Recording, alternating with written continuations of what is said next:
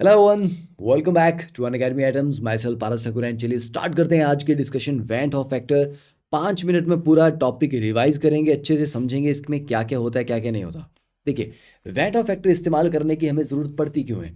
जब भी हम कॉलिगेटिव प्रॉपर्टीज़ की बात करते हैं, कॉलिगेटिव प्रॉपर्टीज़ क्या होती हैं?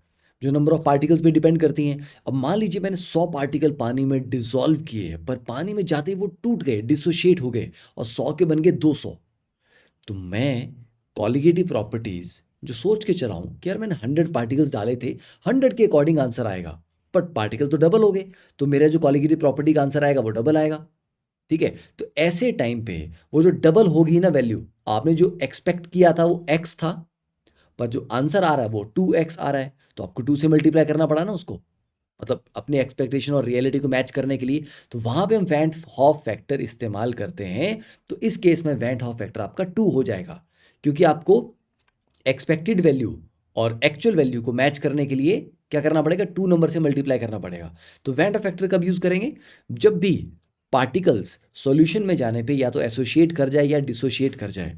ठीक है, तो इसीलिए कब यूज करेंगे? एसोसिएशन या डिसोसिएशन पे।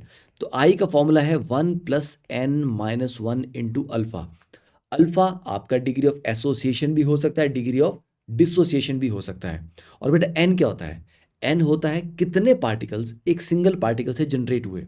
देखिए फॉर एग्जांपल, अगर मैं ए बी की बात करता हूँ और ये टूटता है ए प्लस बी में या ए पॉजिटिव प्लस बी नेगेटिव में, तो एक पार्टिकल टूट के कितने में गया? 2 में। तो उसके लिए एन की वैल्यू 2 होगी।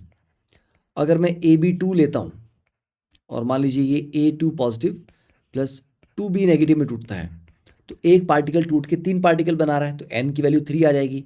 ठीक है, फॉर एग्जांपल K2SO4 है। ठीक है, Na2SO4 ले लो। ओके, और BaCl2 ले लो। ये एग्जांपल हो गए n = 3 के। देन AlCl3 का क्या हो जाएगा बच्चे? इसके लिए n की वैल्यू कितनी आ जाएगी? 4, क्योंकि एल्यूमिनियम प्लस 3 क्लोराइड 4 पार्टिकल में टूट रहा है। तो ये समझ आ गया आपको?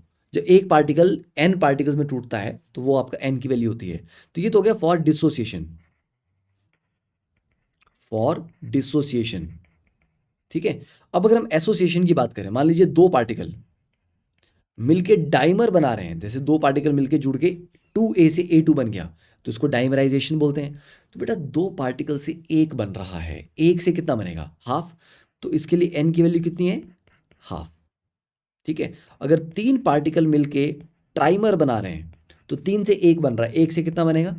1/3। तो n की वैल्यू 1/3 आ जाएगी। तो उसी के बेसिस पे आपको n की वैल्यू यहाँ पे सब्स्टिट्यूट करनी है। ठीक है, ये वाली बात समझ आ गई। और अल्फा, अब देखो स्ट्रॉन्ग इलेक्ट्रोलाइट होगा तो अल्फा आपका 1 हो जाएगा, पूरी तरह डिसोशिएट करता है।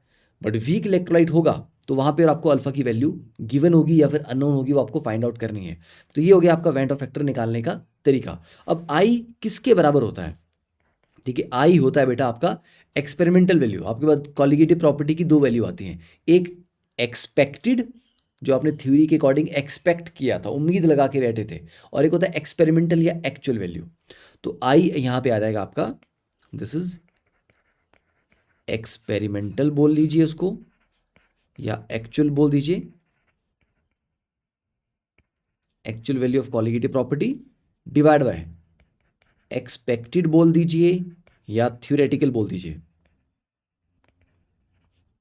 ओके, ठीक है। और अगर हम मास की बात करें, मास में क्या होता है? देखो, एक पार्टिकल का मास m है, अब वो 2 में टूट जाएगा, तो इंडिविजुअल पार्टिकल का मास तो क्या हो गया? कम हो गया।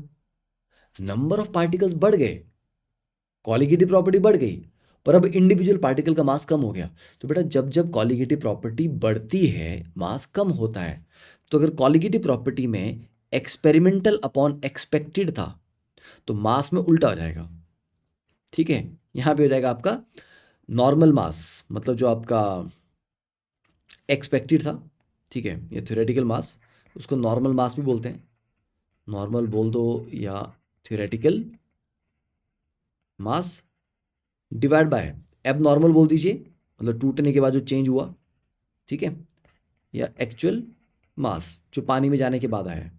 तो ये याद रखो, तो किसी एक की वैल्यू याद रख लो कि कॉलिगेटिव प्रॉपर्टी में एक्सपेरिमेंटल अपॉन थ्योरेटिकल होता है, तो मास में उल्टा हो जाएगा, नॉर्मल अपॉन एब नॉर्मल, बस। तो ये आपका आ गया कॉलिगेटिव प्रॉपर्टी के लिए। तो समझ आ गया? आई की वैल्यू क्या करनी है, तो स्ट्रॉन्ग इलेक्ट्रोलाइट के लिए आई एन के बराबर होता है। For strong electrolyte i is equal to n. क्यों? क्योंकि अल्फा आपका 1 हो जाता है। डन, क्लियर है? इसमें कोई डाउट हो तो मेरे को बता देना। एंड बाकी अगर आपको लेक्चर अच्छा लगा है तो क्या करना है भैया, एक काम ये करना है कि जल्दी से जल्दी इसको शेयर करना है अपने दोस्तों के साथ और पीटी लैब कोड लगा के ज्वाइन कर लेना है। और अभी यूए लाइट जो ऑफर चल रहा है इसमें आपको टेस्ट सीरीज मिल रही है, तो वो भी आप ज्वाइन कर सकते हैं पीटी लैब कोड यूज़ करके। एंड मेरी स्पेशल क्लासेस सुबह 6:30 बजे होती हैं, सुबह 6:30 बजे। आज जैसे हमने एस ब्लॉक पे स्पेशल क्लास लगा ली है, कल हमारी एनवायरमेंटल केमिस्ट्री पे है सुबह 6:30 बजे अनअकैडमी लर्निंग ऐप पे। और ये आपका बेटा अभी सब्सक्रिप्शन पे आपको एक्सटेंशन का ऑफर चल रहा है 7 से 9 फेब के बीच में। तो ज्वाइन दिस, अगर आप प्लान कर रहे हो सब्सक्रिप्शन लेने का तो जल्दी जल्दी ज्वाइन कर लो, पीटी लैब कोड लगाओ, शेयर करते रहो और शॉर्ट्स डेली डेली देखते रहिए। चलिए, थैंक यू, बाय।